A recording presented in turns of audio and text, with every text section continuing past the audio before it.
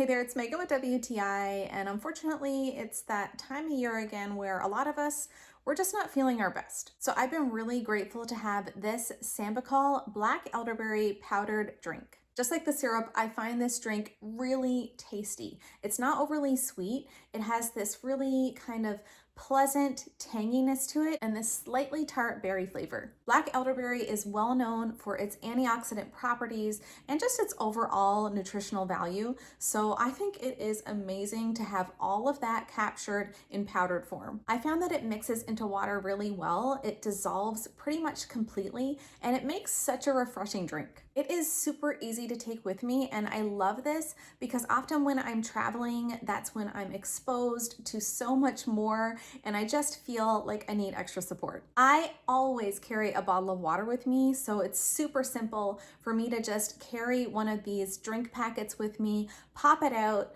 drop it in my water, give it a shake, and I have my immunity boosting on the go. But I can also put it into an envelope so I can easily send it to one of my friends anywhere they might be. I found that this Sambucol immunity drink is a really simple and delicious way for me to support my well-being every day. But that's just my point of view.